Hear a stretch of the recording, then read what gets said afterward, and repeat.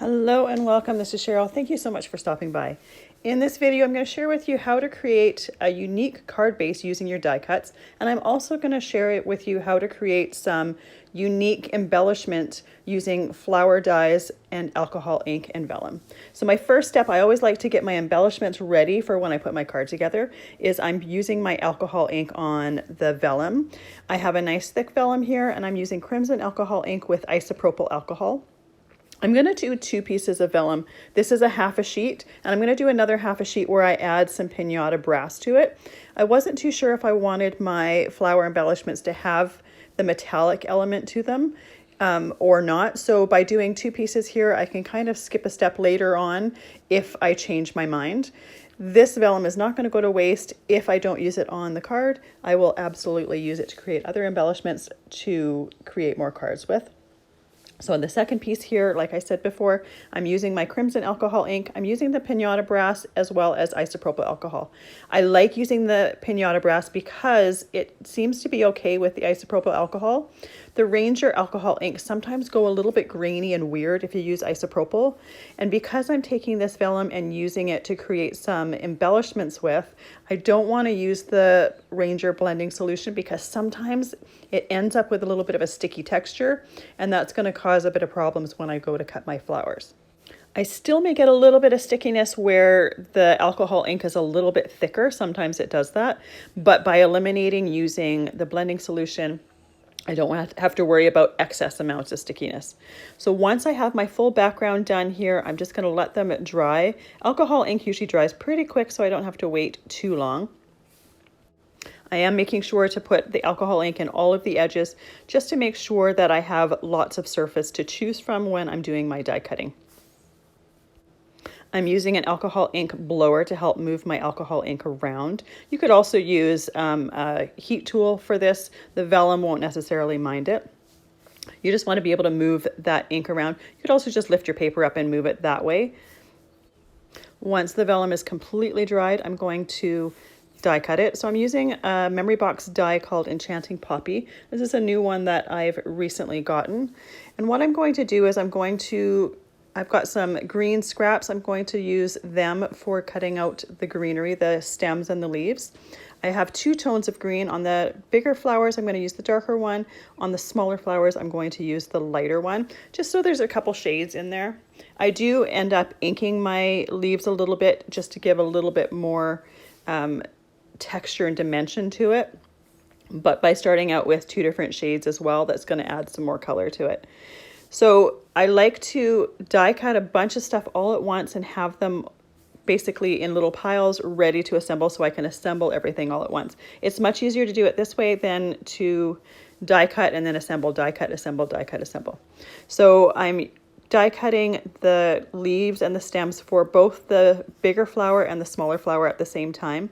They both work on the machine easily that way. However, I am going to die cut the pieces for my flowers separately. I'll do the big ones first and then the smaller ones. I am doing my die cutting for the background that has just the alcohol ink as well as the alcohol ink and brass at the same time. Like I said, if I don't use one of them on this card, I will have those ready and use them on subsequent cards. But I do want to make sure that I have lots of choice so that when I go to assemble my card, I don't have to stop and die cut something and assemble something quickly. I want to make sure that I have plenty ready to go and just waiting for me. So as you can see, as I'm moving along, I am die cutting them and then I'm just putting them on piles with all the pieces together so that when I go to assemble it, it's all ready to go. I've got all the pieces I needed for one flower all together. In my head, as I'm die cutting, I'm thinking I'm going to be using 3 of the big flowers and 5 of the small flowers, simply because when you're card making, paper crafting, really anything with art, there's a thing about the rule of odds. Things look better in odd numbers. In the end, I actually use 4 big flowers and 6 small flowers. So I do finish my card or do my card with the vellum flowers that have the brass in there because I really liked how they look. But I do pull a couple or pull out one of the small flowers without the brass on it and use that on my card. And you actually don't even notice a difference until it was pointed out to you. When you see the assembly, it'll make more sense. Now, when you're die cutting anything with alcohol ink, sometimes you get a little bit of alcohol ink residue left on your die. You can clean that up with isopropyl alcohol and it doesn't harm your die at all. So to glue my flowers together, I'm using art glitter glue, and it's just in a fine tip bottle. I'm only putting the glue at the base part of the flower. Often vellum doesn't like liquid glue and sometimes starts to curl, and I'm kind of using that to my advantage when I use the art glitter glue for this. And by putting it just at the base, if it happens to lift or move, to me that's going to make the flowers look a little bit more natural, and they're also not going to be as flat. I do put an acrylic block on the flower, especially the big ones, just for a couple seconds really, just to give it some time for that glue to start drying and sticking. But I also don't want to leave it there on the entire time because I don't want my flowers to be completely flat. I found that I didn't need to do this with the smaller flowers. They dried completely fine without putting the acrylic block on them. And you may notice as I'm assembling those flowers, I'm making sure each one is a little bit different from the other. When you go look at flowers in a garden, they're not all exactly the same, so I don't want these flowers to look exactly the same. Sometimes I'm tilting the second set of petals to the right, sometimes I'm doing it to the left. I'm just making sure there's minor differences between each one of them. There's already going to be a little bit of difference just because of the way the vellum is going to react with that liquid glue. But I want to make sure that there's just some slight variations to make it look slightly more natural. I do take the time to assemble all flowers from both piles, both the one with just the red as well as the one with the red and brass, just to make sure that they're ready for me when I want to go and assemble my card. Anything that's extra, I just put them in tiny Ziploc bags to save for other occasions. So now I'm going to assemble my card base. I'll do the leaves later. I've got my card base here. It's folded in half and I'm just centering my fancy oval die so that I can make sure that it is centered. What I'm going to do with this die is I'm going to partially cut it on the front of the card.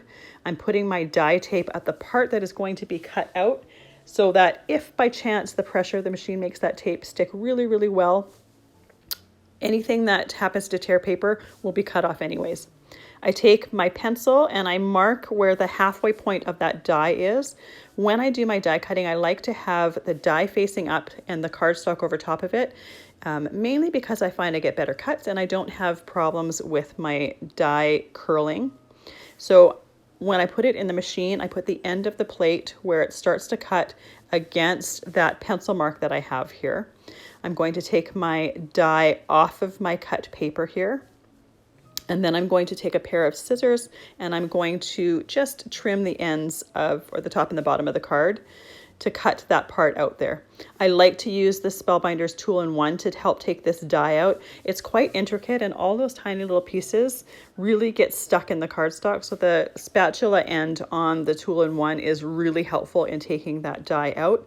And I will also use the brush end on the die when I'm done in order to take all of the little bits and pieces out of there. There may be some small ones left over, but that brush end really helps to take those out. So I decided I wanted to also emboss that die so that I get the second half of my die impression on the left side of the card. By not embossing it there, I only have the fancy edge on the right, and you kind of see half an oval. By embossing that image in there, you end up seeing the whole impression of the die plus the fancy cutout edge on the right side. It just makes the image look more complete. So I'm taking my brush end of the tool-in-one to take those white bits out of the die. I typically will do this right over top of the garbage can, so those little tiny bits go right into the garbage can, and then use the piercing or the die pick to pick out any remaining pieces. So that is the finished card base here. I'm going to work on the oval piece on the front of my card, and I chose to use some watercolor paper and some dye sprays to create kind of a watercolored poppy field background. Now in the end I chose not to use this, and I'll explain a little bit more why later, but I just wanted to share this part just because I wanted to give you the idea that this is an option if you choose to do it. So I'm using Speckled Egg, Tumbled Glass, and Bundeled Sage sprays here. Just putting it so it kind of looks a little bit like a poppy field, and then I'm taking some Lumberjack Plaid and I'm just going to splatter it on there. And because this is very liquid, that red is going to kind of go in and fade on that background. You know how when you see pictures of flowers and the background is completely faded and kind of blurry? That's what I was going for here. Once that piece is completely dry, I'm just taking some ink pads in the same color. So I've got Bundeled Sage here, and I've also got Tumbled Glass, and I'm just going to ink those edges just to make it darker to frame them. I do like to use ink blending brushes for this, just because you can have a little bit more control over where the ink goes and how heavy it is on there. So I use the Bundeled Sage on the green part, and then I'm using the Tumbled Glass on the blue part of the edge. And this part isn't completely necessary, but I do like how it just makes the edge look a little bit darker and more focused. So the red splatters blurred a little bit more than I wanted to, so I just went back and added a few more on there, and then I'm going to let them dry completely. At some point while working on my card, I got a little red splatter on the inside there, so I'm going to put a piece of red cardstock on the inside to cover up. Now really, I was going to put red on the inside anyways, because I like how it makes the fancy edge on the right side of the oval more prominent. It makes it stick out a little bit, and in the end it's going to help tie in the red of the poppies, and it just makes a more cohesive look. So now I'm going to put together my leaves. Now when you die cut the leaves, for this particular die, the bigger leaf is facing one way, the smaller leaf is facing the other way, and I wanted to have variety and have both of them facing different ways. So for some of the leaves, I just flip those die cuts over and assemble them kind of the opposite way of the way that they're die cut. And this helps so that I have leaves facing both ways in both the bigger ones and the smaller ones. I'm using my Bundeled Sage ink pad again to ink the larger of the die cuts before gluing on the smaller piece of the leaf. And this just gives it some more texture and dimension, and a little bit of shadow where that leaf is folding over. Even though I have two different shades of green for each one of these leaves, a darker one for the bigger ones, a lighter one for the smaller ones, I'm using the same ink pad to ink both of them. It works for both of them, so you don't need two different greens in order to do that. If you chose different greens than the ones that I'm using, you may want to use two different greens to ink them, but for this purpose it works. And I'm using that same art glitter glue with the fine tipped bottle to glue them together. I like the fine tip bottles in this case because you can be very precise with exactly where you're putting your glue. I'm taking that same ink pad and I'm just inking the top part of my stems. You probably don't even notice this, but I just figured I might as well do it, as well as the fact that when you have flowers, there would be a shadow right where the flower meets the stem. So I just did it. As I said, you could likely skip this step and it wouldn't even be noticed. Once I've got those stems inked, I'm going to glue them to the bottom part of my flower embellishments so that they are ready for when I assemble my card. I'm not gluing on the leaves. I'm going to leave the leaves separate, and I'm just going to tuck them in as I'm assembling my card or my flowers to the card base, just because at this point I don't know exactly what sides I'm going to want leaves on or whatnot. And by leaving them separate, I have the freedom to choose where I want to tuck in a leaf as I'm assembling my card. And once again, I'm using the art glitter glue with the fine tip just to put those stems onto the flowers. That way I can just put a little dot of glue and then put the stems where they land. I'm making sure that some of my flowers are upright, some of them are tilted to the left, some of them are tilted to the right, so that I have a little bit more flexibility and they look a little bit more natural when I put them onto the front of my card. And I will do that with both the big flowers and the small flowers, having them facing both upright, the left and the right as well. Now that I have all of my components ready, I'm ready to assemble my card. Now, like I said, I chose not to use the oval that I did the sprays on. You saw it on there. I kind of felt it took a little bit of the attention away from the poppies. And it kind of looked a little bit dirty for my liking and for what I was going for. I also wanted to stamp and emboss a sentiment on this oval, and I kind of thought it was just going to be a little bit too much on that. I'll save that for a different project. I ended up just choosing a plain piece of light blue cardstock, and I'm going to stamp and emboss my sentiment on there. I take an embossing powder tool and lightly dust it over the blue oval just to make sure that I don't have any oils or residue or things that the embossing powder can stick on. And I am using a stamp positioner to do this. I'm using my new Misty so that I can make sure if by chance I don't get a clear impression of that stamp, the first stamping, I can go back and stamp it again just to get that clear impression. By using a stamp positioner, it just makes it a little bit easier, and it makes it a little bit less stressful to do some precise stamping because you can always go back and stamp it again. And because the piece of paper is in the positioner with a magnet, you know it's not going to shift, and you'll be able to get a second stamping perfectly. So I ended up getting a perfect stamping with the first try. So I'm going to take it out of the positioner, grab a scrap piece of paper, and I'm going to pour some gold detail embossing powder over top of there. I like using the detail for this for a sentiment just because there's some really fine lines in there and the detail is a little bit finer. By the way, I'll have all of the supplies and everything that I'm using linked and listed in the description below. So if you miss what I'm using or if you're curious about something, you'll be able to find that information down below. Now back to the card. Once you have your embossing powder on your stamped image, if you happen to have any powder where you don't want it to be, you can use a soft brush to remove it. And then you'll use your embossing tool to melt the powder. Now, sometimes the heat from the embossing tool will curve your paper. I typically will go for a few seconds underneath it just to help flatten it out a little bit. You'll find though, once you go and glue it to your card, that warping of your paper is no big deal. I did take my Bundeled Sage ink pad and inked the bottom part. In the end, you don't actually see this behind the poppies, but I just kind of thought if any of it was showing, it would just look a little bit better. So now I'm taking my oval stamped and embossed sentiment piece, and I'm going to use some Distress Collage medium to glue it to the front of the card. I like using the Distress Collage medium just because if something happens to ease out or some of the glue happens to ease out, it dries completely clear and it also dries totally matte, so you're never going to see where that glue is. I put an acrylic block on there to hold it in place while it's drying, and then I start to glue my flowers down. Now I'm only putting glue on my stems and the little bit of a base of the flower. Once I've done assembling my flowers, if I have one that lifts up a little bit too much, I can use some glue on there to hold it in place. But like I said before, I wanted my petals to have some curve to them, some lift to them. I wanted them to kind of lift off the page and look basically kind of like real flowers coming out of the page or out of the card. And by only gluing down the stem and the base of the flower, I can achieve that.